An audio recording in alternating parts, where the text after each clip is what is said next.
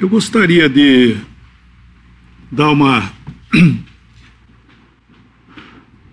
Nem lembro, foi no início desse mês, nós estávamos falando sobre o Evangelho aqui, quer dizer, eu estava aqui falando, e eu gostaria de dar uma continuada no pensamento e ler um versículo no Evangelho de João,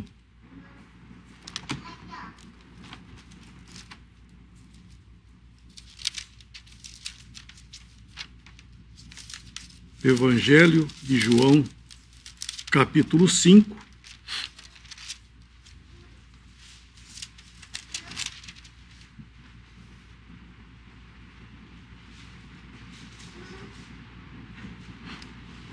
Evangelho de João 5, capítulo 5,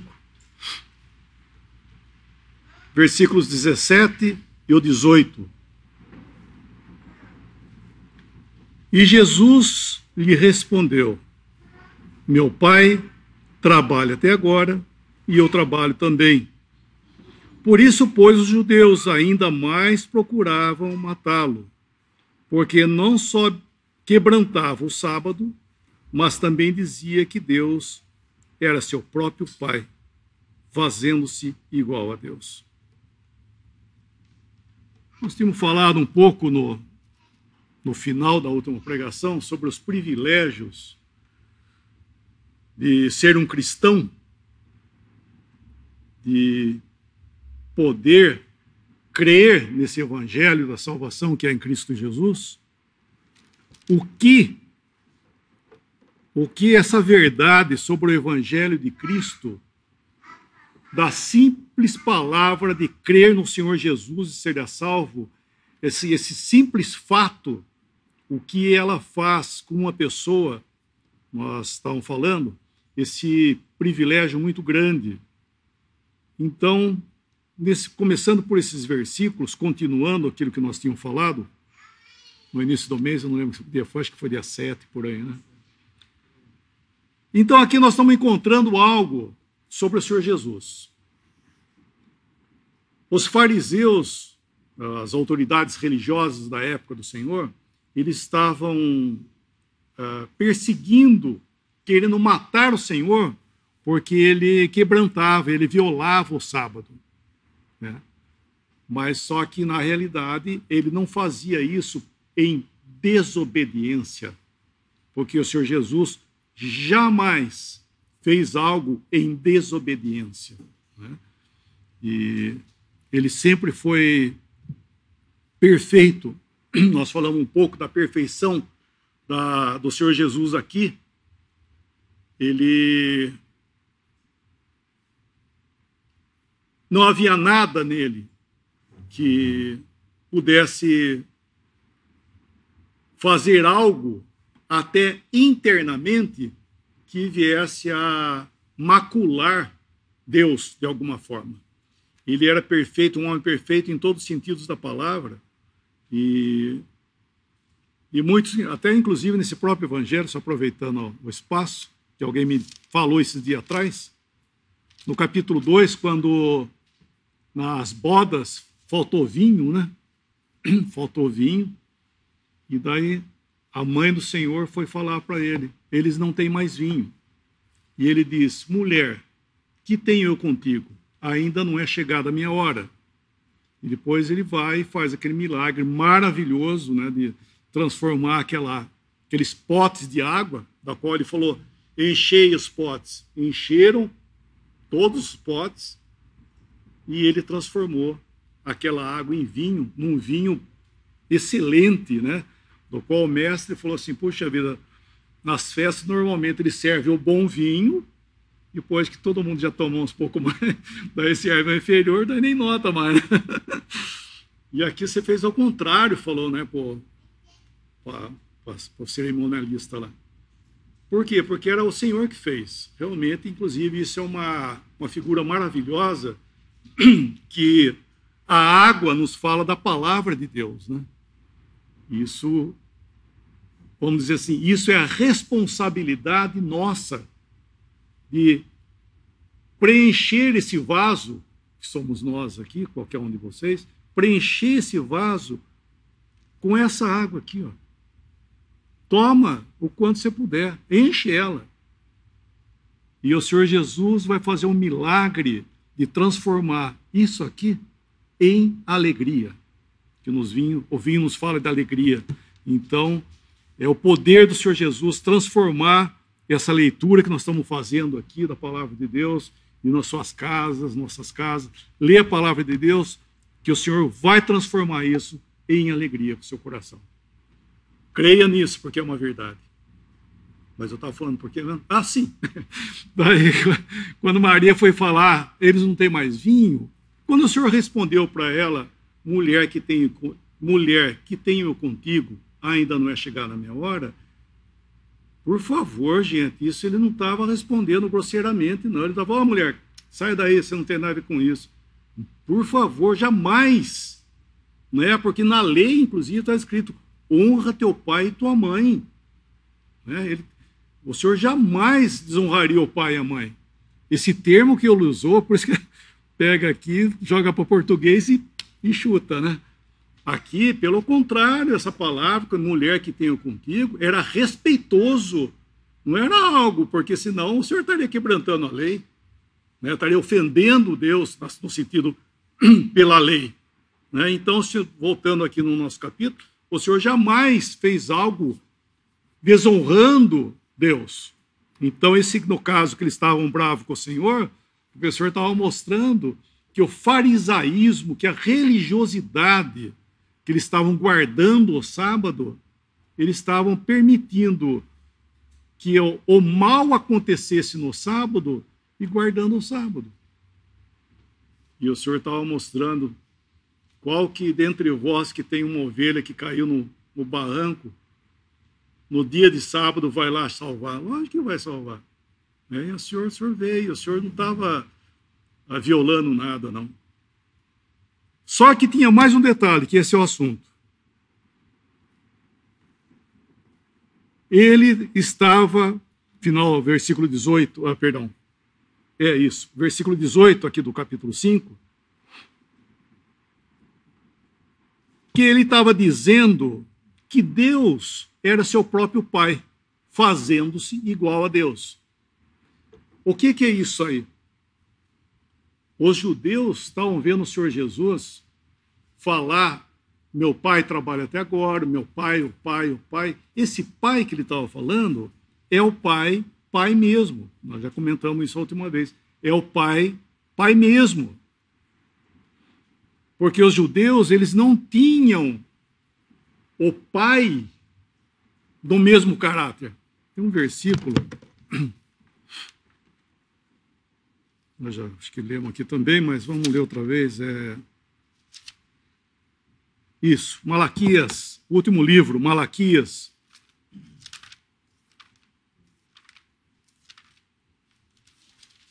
Depois de Gênesis. É o livro antes de Mateus, é o último livro do Velho Testamento. É o último livro do Velho Testamento, capítulo 2.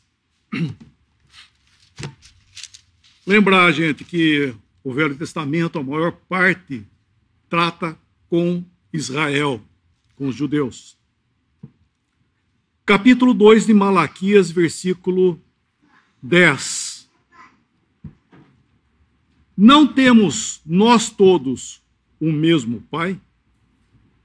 Não nos criou o mesmo Deus? Esse Pai... Inclusive, aqui está com letra maiúscula, na verdade está com letra minúscula.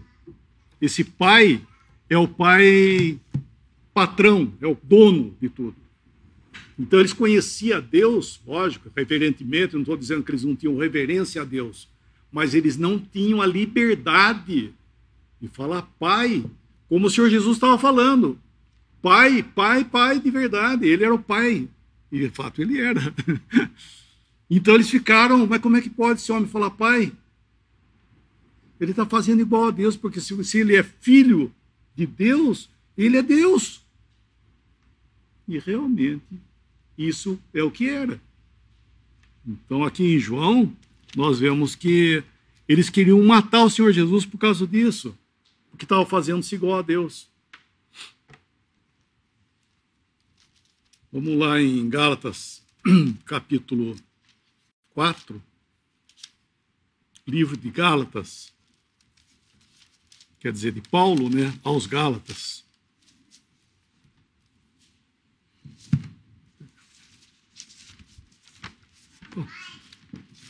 Gálatas 4, versículo 5.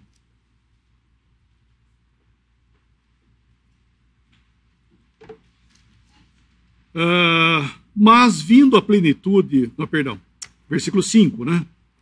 Para remir os que estavam debaixo da lei, a fim de recebermos a adoção de filhos. Então aqui é filiação. É filiação. Paulo está tratando filiação, assim como ele fala em Efésios também, ele fala de filiação. Qual a diferença?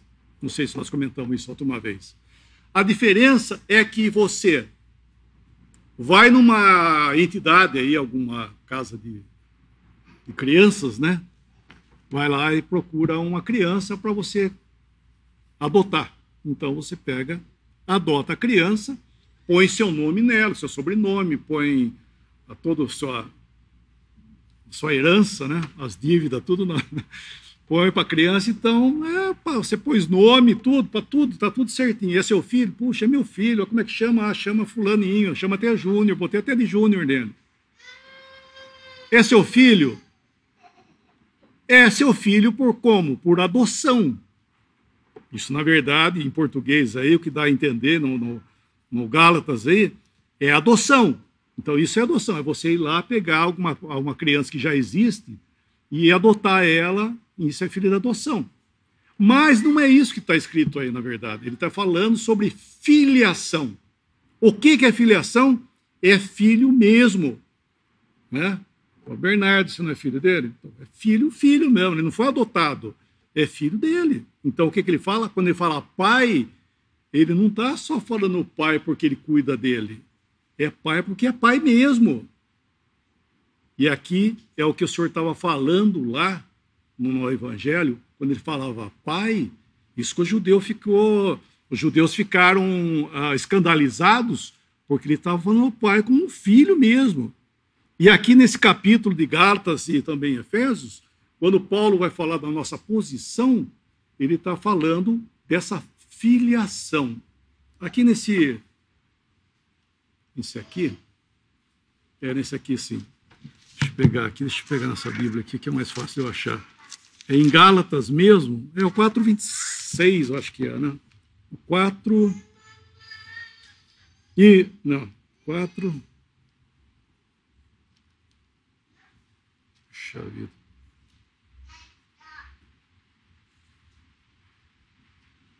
O 28. Gálatas 4:28. Mas nós, irmãos, somos filhos da promessa. Não é esse não.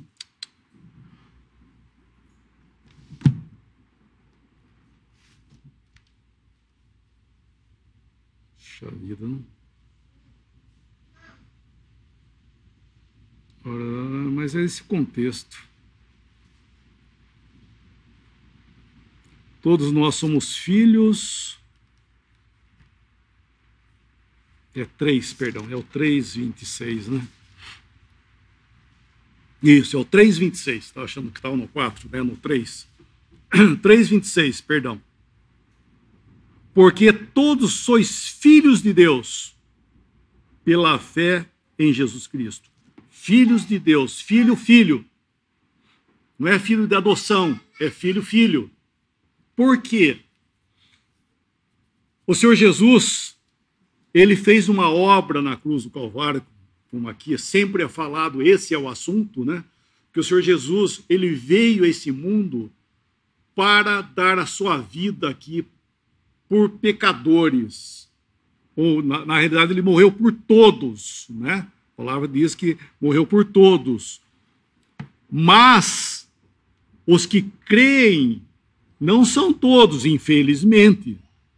A obra, sim, foi para todos. alcança, né? É que nem jogar um todo, né? Jogar o todo, ele estende a todos, mas nem todos aceitaram essa salvação, infelizmente, têm aceitado. Mas os que creem, os que aceitam essa verdade, eles são feitos o quê? Filhos de Deus. Por quê? Pela fé em Cristo Jesus, que ele veio dar a sua vida por nós.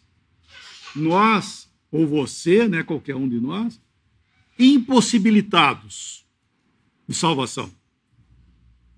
Até eu citei aqui a última vez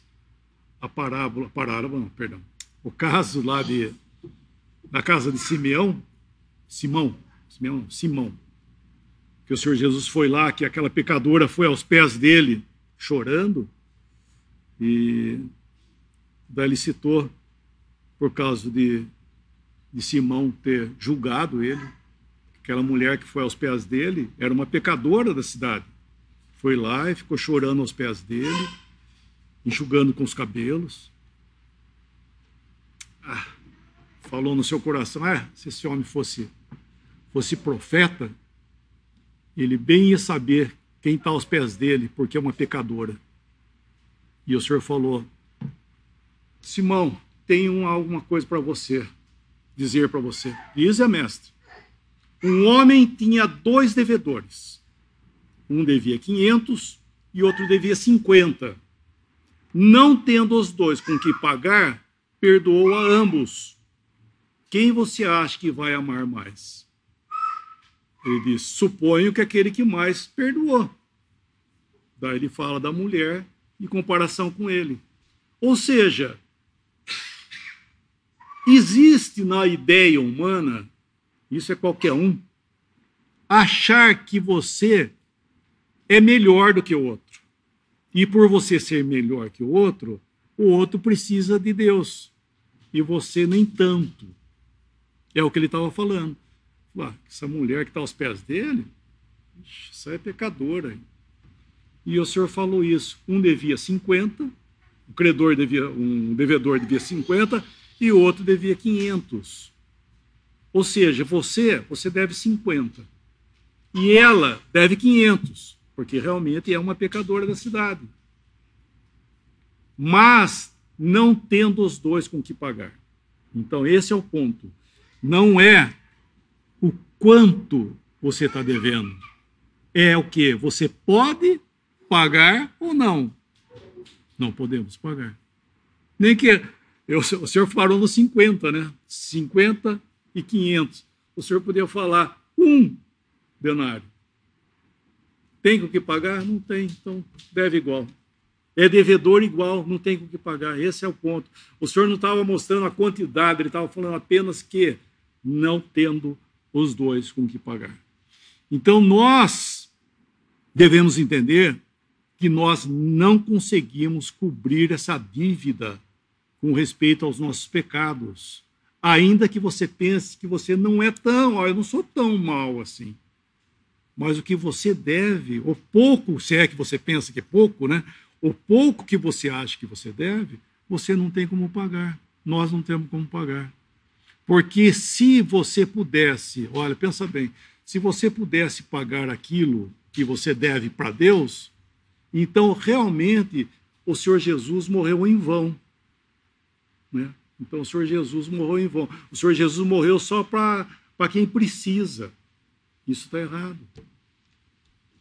Isso está errado.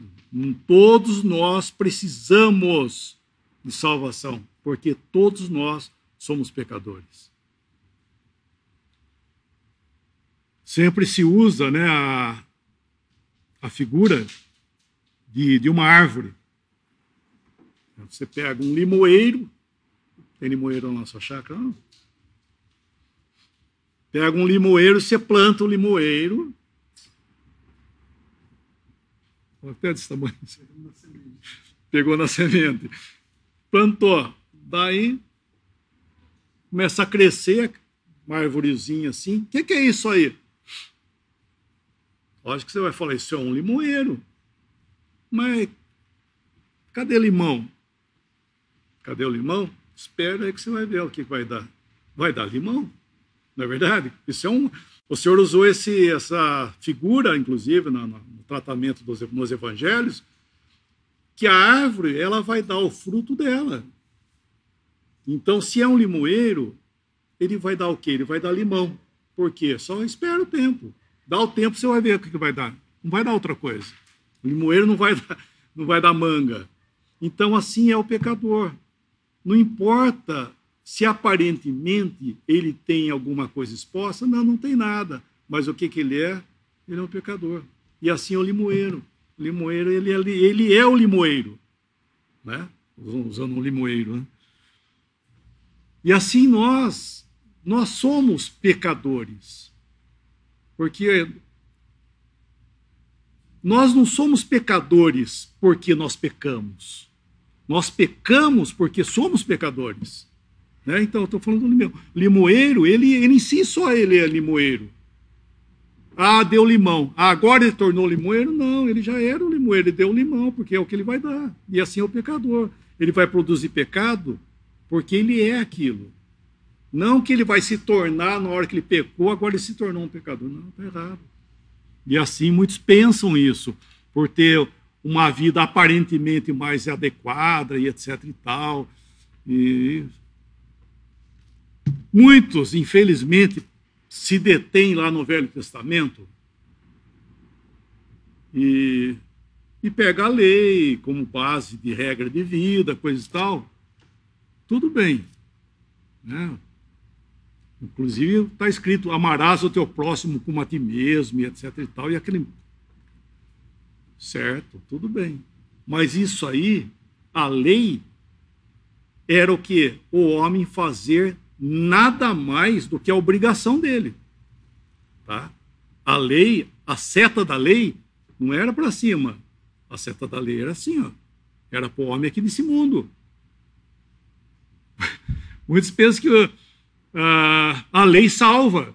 Muitos não pensam que a lei, eu vou cumprir a lei porque a lei vai salvar. Não vai, ainda que, coisa que ninguém conseguiu fazer isso, ainda que alguém conseguisse cumprir todos os mandamentos da lei, sabe o que ia acontecer com ele? Ia viver aqui. Ia continuar vivendo aqui. Porque a lei, o que ela prometia? Aquele que cumprir seus mandamentos, por ela viverá. Era simplesmente isso que a lei fazia. E nem isso o homem conseguia. E esse é o ponto, por exemplo, que é confundido nos evangelhos. Por exemplo, aquele que é chamado de jovem rico, né? Não sei se ele era jovem, mas aquele que foi lá com o Senhor, aquele jovem rico, isso é Lucas, né? Tem Marcos, tem Mateus também. Ele chegou para o Senhor e falou assim: bom mestre, que tenho que fazer para ter a vida eterna? Você, qualquer um, já podia pensar, falar, bom, eu acho que o Senhor tem que responder assim, ó, eu sou a vida eterna, não é isso? Porque se eu pergunto, se alguém perguntar para mim, ô Lemão, o que eu tenho que fazer para ter vida eterna? Crê no Senhor Jesus e terás vida eterna, porque o Senhor prometeu que quem crê em mim tem vida eterna. Então, essa seria a minha resposta. Só que lá nos evangelhos, nos 3 primeiros evangelhos, quando se vão ao Senhor, que esse não foi a única pessoa que foi ter com o Senhor, quando ele perguntou, bom mestre, que tenho que fazer para ter vida eterna? O Senhor Jesus falou o que para ele? Sabe os mandamentos. Não matarás, não adulterarás, não furtarás. Ele fala 5 mandamentos para ele. O Senhor fala para ele. Ele fala, mas tudo isso tenho observado desde a minha mocidade, tal, e o Senhor vai tratando com ele.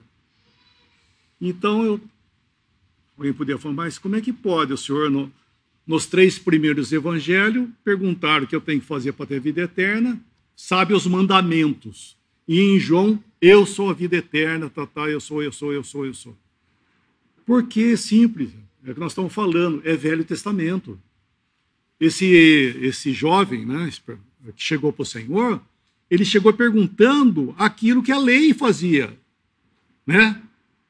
Porque o judeu, a promessa do judeu era bênção terrena. Era riquezas, uma família grande, abençoado, era viver aqui nesse mundo. Então foi isso que ele perguntou: Senhor, o que eu tenho que fazer para viver para sempre? Não é vida eterna assim, aqui. E a pergunta dele foi justamente: o que eu tenho que fazer para viver a vida eterna? O quê? Sabe os mandamentos. O Senhor não falou nada mais do que o certo. Sabe os mandamentos. Se você obedecer os mandamentos, por ela viverá. Pela lei viverá. Por essa obediência você vai viver. E só que nós vemos que a lei nunca conseguiu manter alguém aqui, porque a lei simplesmente era uma condenação, não por causa da lei, mas por causa do homem. O homem, ele prevaricava contra a lei. Mas, falando outra vez, ainda que alguém obedecesse toda a lei, o que ela prometia não é o céu, prometia aqui. Foi o que o Senhor falou para aquele jovem também. Falou: te falta uma coisa. Vai, vende tudo que você tem, dá aos pobres, não é dar para ele, dá aos pobres, perdão, dá aos pobres e terás um tesouro no céu. Segue-me e terás um tesouro no céu. O Senhor pegou aquela seta da qual ele estava preocupado, o Senhor fez assim, ó: vai, vende tudo que você tem, dá, segue-me e terás um tesouro no céu. Virou as costas e foi embora. Então, por favor, a lei santa, boa, ou seja, essa pessoa ser uma boa pessoa aqui, amar o seu próximo como a si mesmo, dar essas coisas e fazer...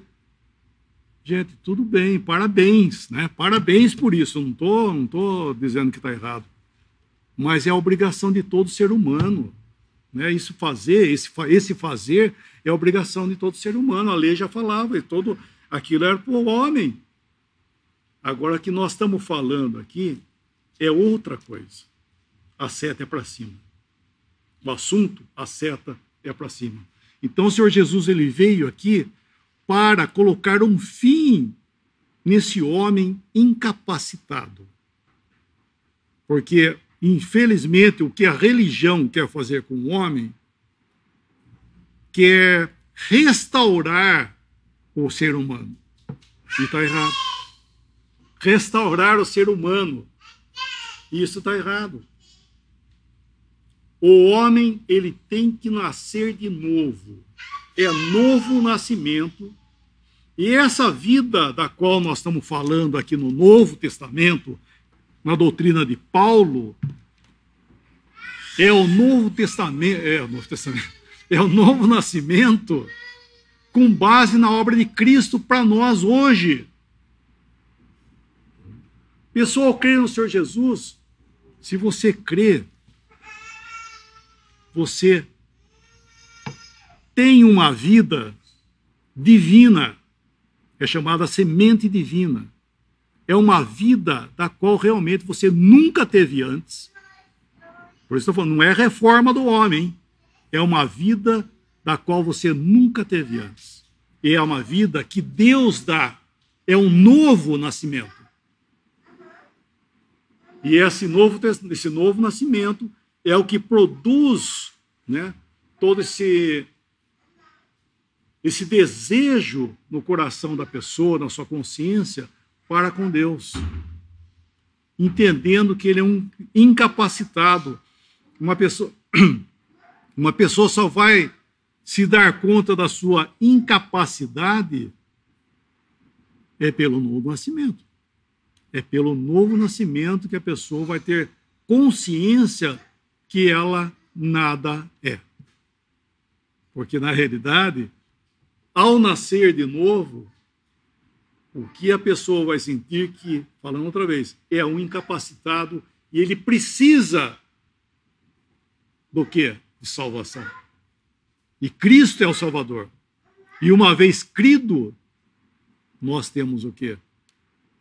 O Espírito Santo. O cristão tem o Espírito Santo. Isso nunca aconteceu antes, exceto com o Senhor Jesus.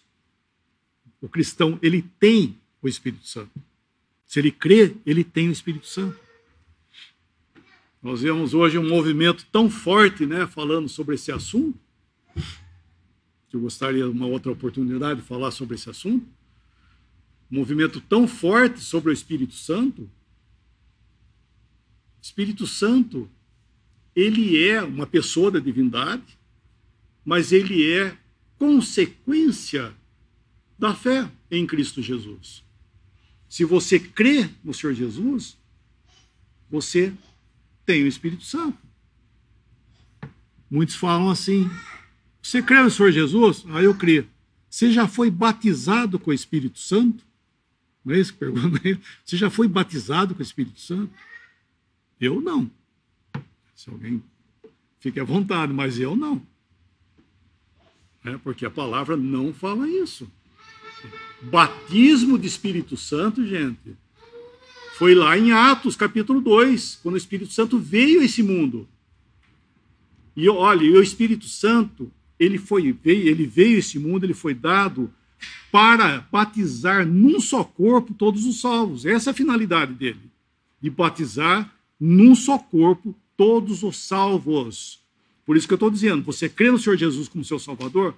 Sim, você tem o Espírito Santo. Porque ele que é o vínculo desse corpo. Ele habita em nós. O Senhor Jesus, quando anunciou a vinda do Consolador, do Espírito Santo, ele fala, ele estará em vós e entre vós. Em vós, ele fala inclusive para sempre, esse para sempre eternamente. Ou seja, se você crê no Senhor Jesus como seu Salvador, você tem vida eterna e você também tem Espírito Santo. Porque é consequência da obra de Cristo por nós. Isso é uma boa leitura, mas em Atos 2 nós vemos isso aí, que a vinda do Espírito Santo é consequência, porque ele prometeu, inclusive em João, que ele daria outro Consolador, que é o Espírito Santo. E ao crer, vamos ler somente o versículo aqui, vira a página aí, está em Gálatas, né? Efésios capítulo 1.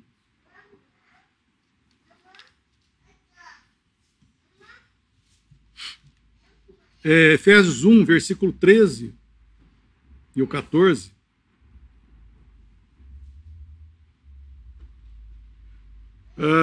O final do capítulo o final do versículo 12 nos fala de Cristo, né? Versículo 13: em quem também vós estáis, em Cristo, né? Depois que ouvistes a palavra da verdade, o evangelho da vossa salvação, e tendo nele também crido, fostes selados com o Espírito Santo da promessa, o qual é o penhor da nossa herança para a redenção da possessão de Deus para louvor da sua glória. Em quem também vós, depois que ouvistes a palavra da verdade, o evangelho da vossa salvação, tendo nele crido, fostes batizados com o Espírito Santo, selados com o Espírito Santo. Por quê? É consequência, você crê, você tem o Espírito Santo. Inclusive, aí não se fala nada de batismo tampouco, né? Então, essa filiação que nós estamos falando aqui, ela é algo completo. O Senhor Jesus, ele fez uma obra completa, dizendo, está consumado. Quando ele morreu na cruz por você, por mim, ele morreu, deu a vida dele. E ele tinha que morrer, e ele tinha que derramar o sangue dele, mas ele já estava morto. Mas ele tinha que derramar o sangue dele, porque é o sangue de Jesus que nos purifica de todo pecado. Outro detalhe, muitos pensam, de forma errônea também, que os sofrimentos de Cristo, tem um nome até, é dado isso, um nome para isso aí, é mais ou menos isso aí, que todo o padecimento dele, desde lá que ele saiu entregue na mão de Pilatos, e foi judiado, maltratado, já com Herodes também já fizeram isso com ele, e veio humilhado, apanhou, e, enfim, ele foi para a cruz, ele estava, não sei como é que ele estava, mas ele tinha apanhado, tinha Então, todo esse sofrimento, esse martírio do Senhor Jesus, não salva, gente. Então, não é isso que salva. Muitos pensam que o sofrimento de Cristo ali é o que salva. Tá? O que o Senhor Jesus passou nessas horas antecedentes àquela que fez trevas sobre toda a terra, é a rejeição, é a amostra da rejeição que ele padeceu na mão dos homens, da sua própria criação, inclusive. Foi a rejeição dele.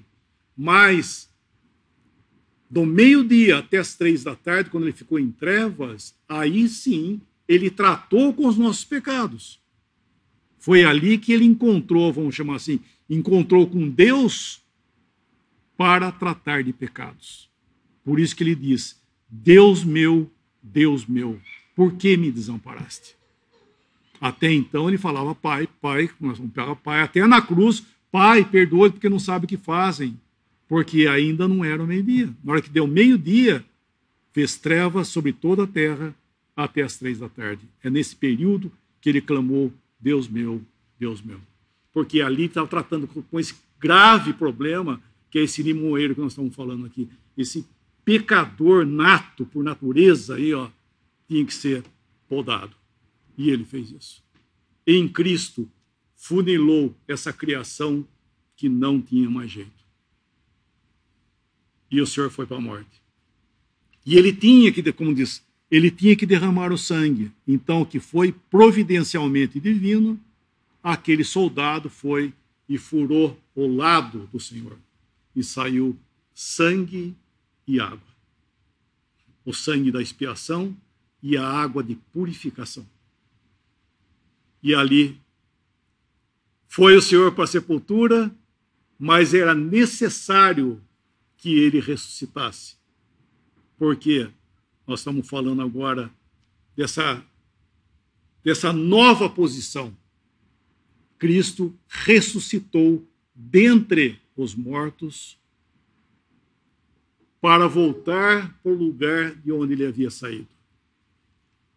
Então o Senhor Jesus voltou, foi assunto aos céus e, tendo sido glorificado, ele enviou o Espírito Santo. Isso que Pedro prega lá em Atos 2, inclusive, falando do assunto lá, ele fala que,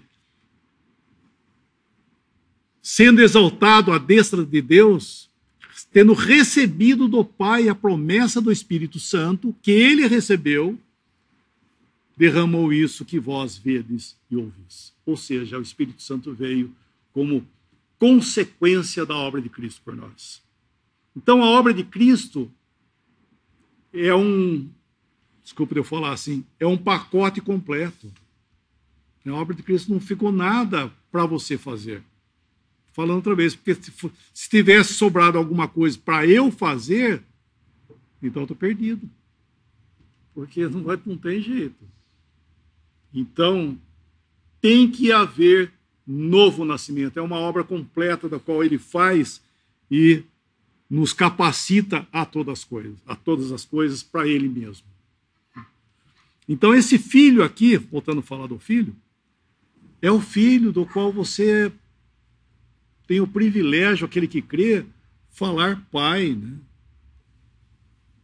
Acho que eu já disse isso, mas vou falar outra vez.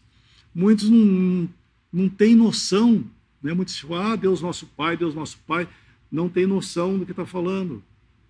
O que realmente é Deus nosso Pai, é o Pai de nosso Senhor Jesus Cristo, o qual ele mesmo disse para Maria Madalena, vai e dize aos meus irmãos que eu subo para o meu Pai e vosso Pai. E é isso que Paulo está falando aqui, é filiação, é o Pai de nosso Senhor Jesus Cristo.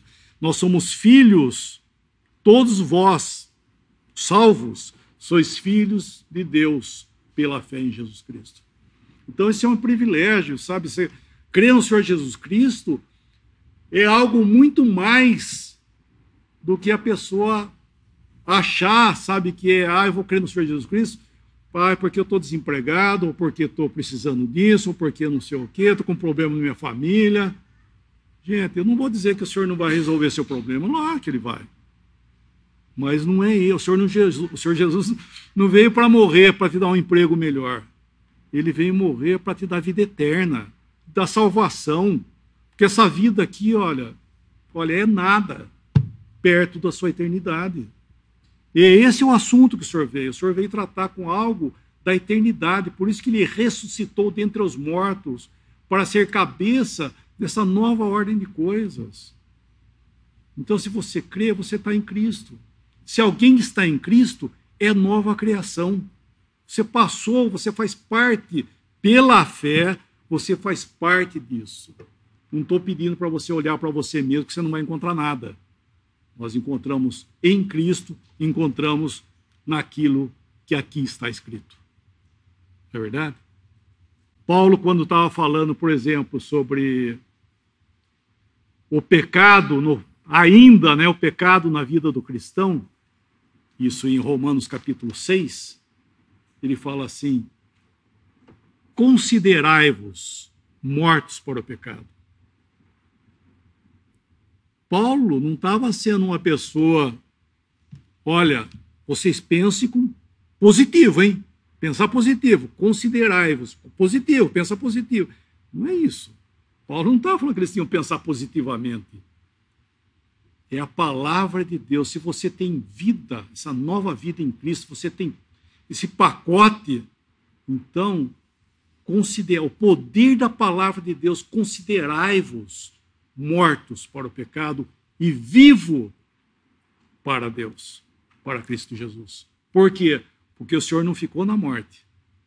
Ele morreu por nossos pecados, sim, mas ele não ficou lá, ele ressuscitou. Então, se ele ressuscitou, eu posso andar aqui em novidade de vida, porque a palavra nos garante isso. Considerai-vos. É crer no que está escrito aqui, ó. Por isso que é fé. Nós estamos falando de Cristo ter morrido por nós 2000 anos, né? Mas é o poder da palavra de Deus. É o poder da obra de Cristo. Por que uma pessoa, quando crê no Senhor Jesus, ele fica todo feliz, todo radiante, né? O que ele viu? Nada. Não viu nada, né? Ele creu. E esse poder, sabe, de transformação, é aquilo que nós falamos da água, né, e do vinho agora há pouco, é o poder de transformação que as Escrituras têm em nós. É crer.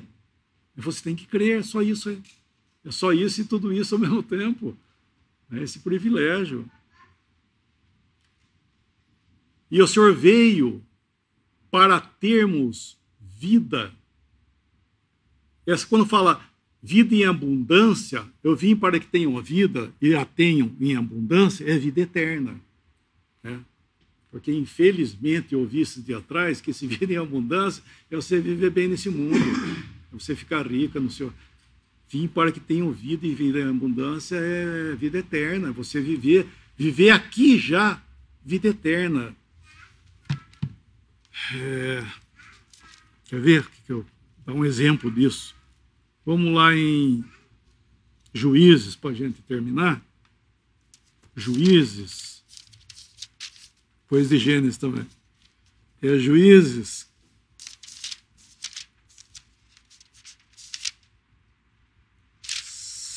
Né? Juízes.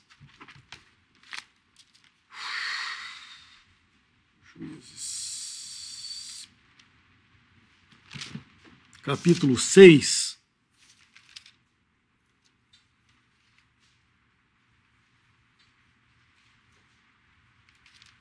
Isso, é isso mesmo. Juízes, capítulo 6. Versículo 36. Juízes, capítulo 6, versículo 36. Isso aconteceu com Gideão. E Gideão, vamos ler esses versículos, tá? E disse Gideão a Deus: se hás de livrar Israel por minha mão, como tens dito, eis que eu porei um velo de lã na eira, Se o orvalho estiver somente no velo e secura sobre toda a terra, então conhecerei que hás de livrar Israel por minha mão, como tens dito. E assim sucedeu, porque ao outro dia se levantou de madrugada e apertou o velo, e do orvalho do velo espremeu uma taça cheia de água. E disse Gideão a Deus: não se acenda contra mim a tua ira, se ainda falar só esta vez. Rogo-te que só esta vez faça a prova com o velo. Rogo-te que só no velo haja secura, e em toda a terra haja orvalho. E Deus assim fez naquela noite, pois só o velo havia secura, e sobre toda a terra havia orvalho. Tá, isso é um fato. Mas tá bom, o que tem isso aí? Vamos lá para dentro. O que tem isso aí é que isso nos fala de Cristo. Isso não está falando do Senhor Jesus. O Senhor Jesus, quando veio a esse mundo, nós falamos outra vez, ele era o vaso da bênção. O Senhor Jesus era vaso da bênção. Ele era a vida, ele era Deus aqui conosco, o Emmanuel, literalmente falando, Deus conosco. E ele era o vaso da bênção para Israel, é o vaso para todos, vaso de bênção. E ele era esse vaso, figuradamente, esse velo, uma porção cheia. A vida estava nele. O Senhor Jesus, ele tinha tudo, a vida estava nele. E a vida era luz. Ele era tudo.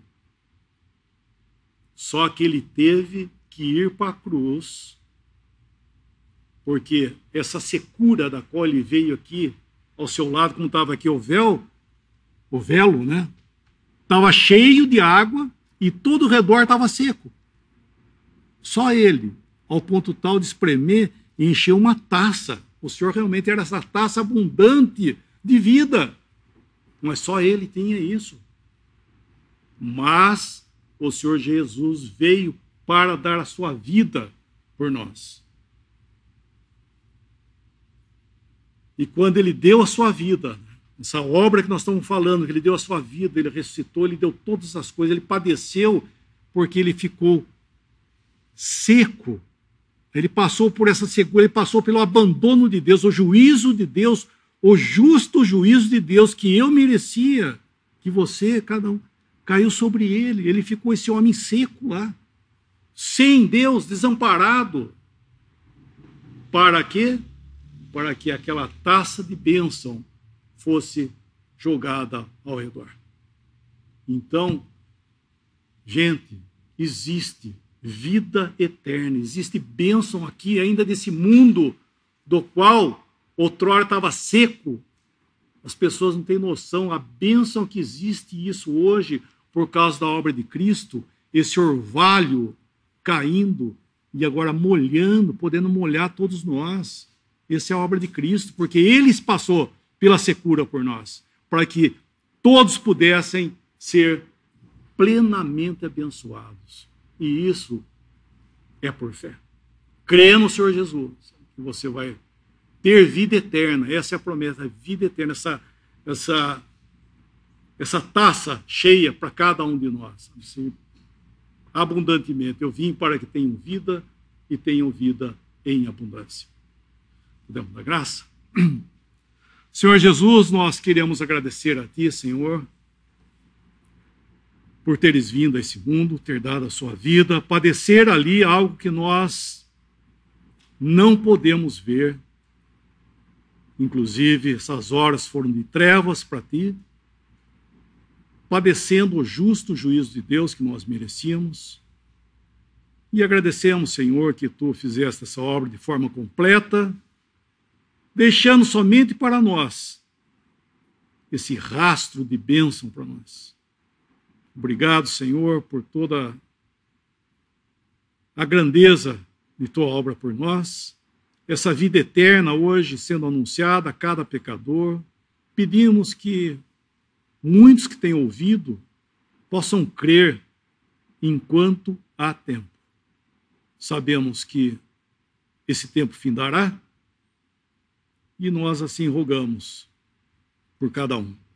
Assim como também agradecemos nosso Deus e nosso Pai por esse grande privilégio de poder levantar a voz e clamar: Pai, pelos méritos de Cristo.